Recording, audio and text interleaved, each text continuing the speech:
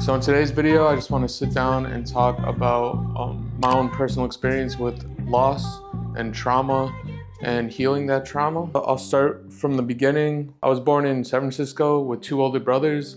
One was 3 years older than me and one was 9 years older. You know, I had a pretty normal childhood growing up. So my brother Nick, who was 3 years older than me, we shared a room in San Francisco, played games together, we watched movies together. And when we moved to Milwaukee, Wisconsin, we had separate rooms, but we would pretty much have sleepovers like every week, making forts, playing games, like always playing RuneScape, always on YouTube. Like he put me onto YouTube super early, watching people like Smosh and things like that, and honestly inspired us to film videos at home, just have fun, be creative. So as we grew up together, he really put me on to so much music, so many hobbies like skateboarding, and a lot of my style, a lot of my interests were influenced by Nick. So we grew up, had a really strong bond, and he actually grew up as this chubby kid, would get bullied in school and stuff like that. And in 8th grade, he actually joined track, lost a ton of weight, grew taller, and it was crazy just seeing the evolution of him so quickly in a year. And then freshman year,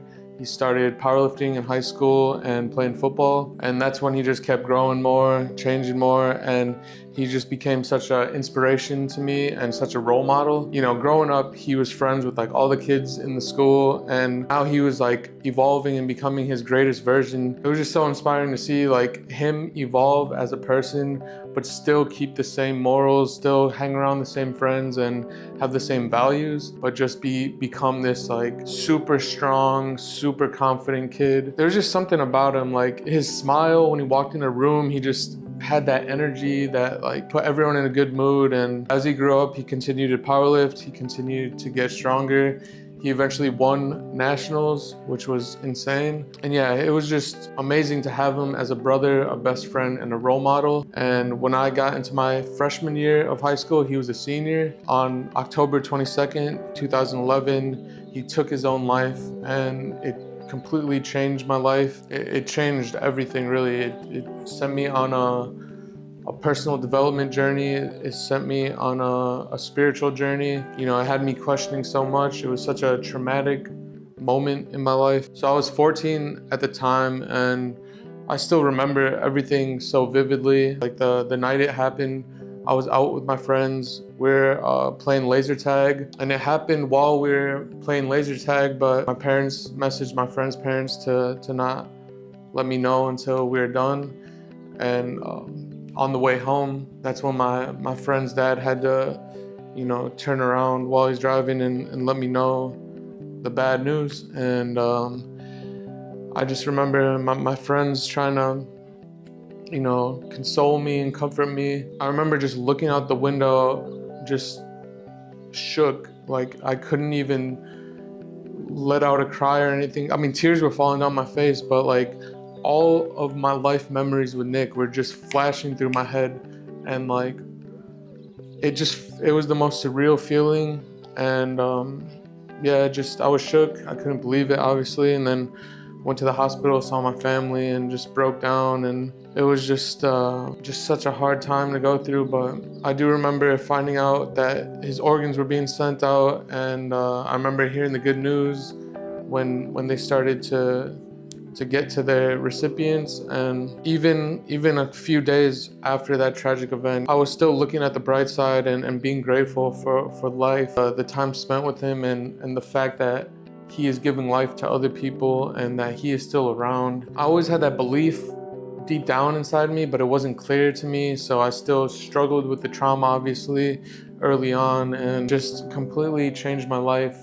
It changed my perspective on life and death, and it just had me questioning everything. I remember maybe a few weeks or months after he passed away, my parents took me to a therapy session. It was my first time trying therapy, and I remember the therapist kind of asked me to explain my situation, and as I was talking about everything that happened, she started to cry. My 14-year-old self was just so confused, and I got triggered and I got mad, and I just walked out, and that was how my first and last therapy session went. So I knew from then that therapy wasn't for me.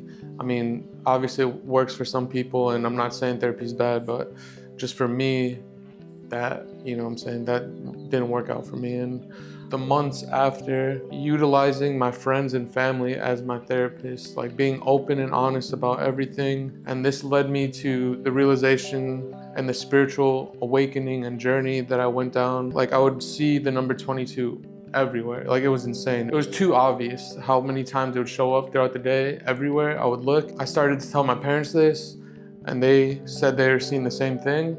And then Nick's close friends started to tell us about it, which was really weird. And he passed on the 22nd, and there's just a lot of things that involve 22, but that was another thing that started to get me more closure and realize that he's still around and he's still communicating and his energy is still around. What really allowed me to heal this trauma, it did take time. My friends and family and the community I was with, forever grateful for Oak Creek and all the people around that helped me through this journey. But the thing that truly helped me heal this trauma was to realize that, for one, that he's still around in spirit and energy, but also that I will see him again. Like, I'll be with him again in the next realm. Like, however that may look, however that may be, I'm gonna see him again. And it's gonna be with even more love, with more abundance, with more peace.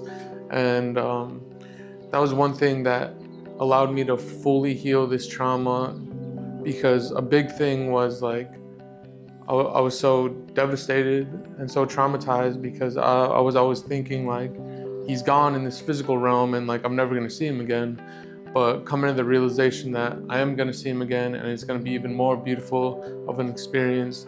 And yeah, that is what truly healed the trauma.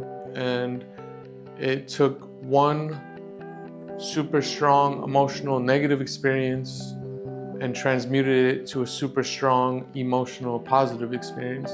And that is how we really heal trauma. That is how limiting beliefs are removed, is when you transmute a negative energy, a negative emotion, and transmute it into a good, positive, empowering emotion.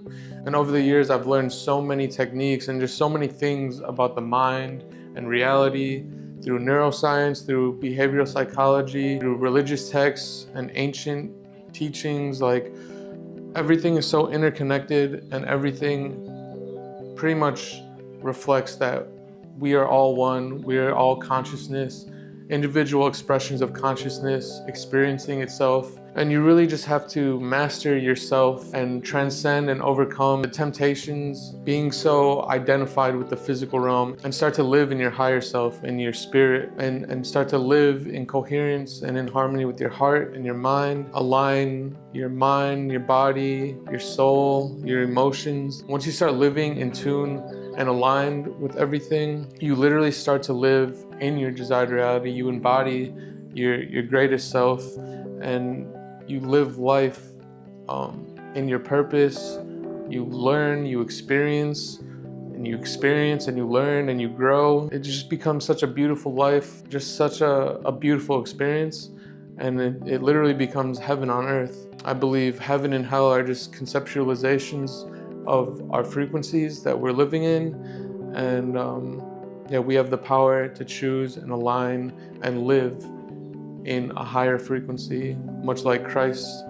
That's why you can live in Christ consciousness and be aligned with God, and, you know, be that true loving source of energy, and yeah, make humanity and this temporary human experience on earth a more loving and joyous and peaceful experience.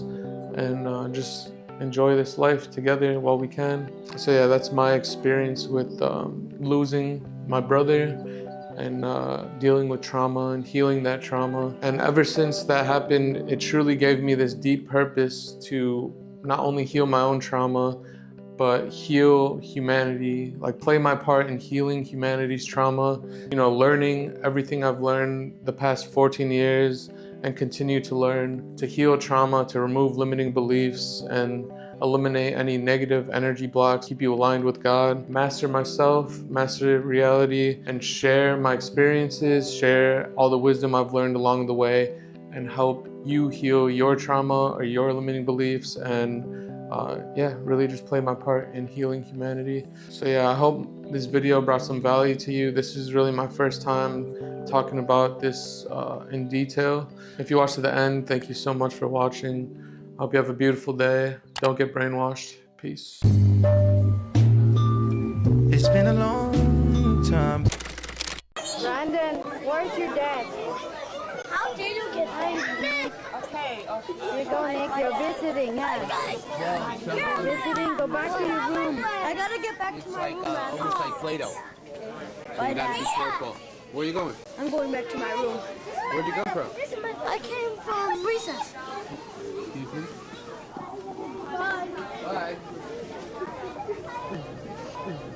Bye, Nick.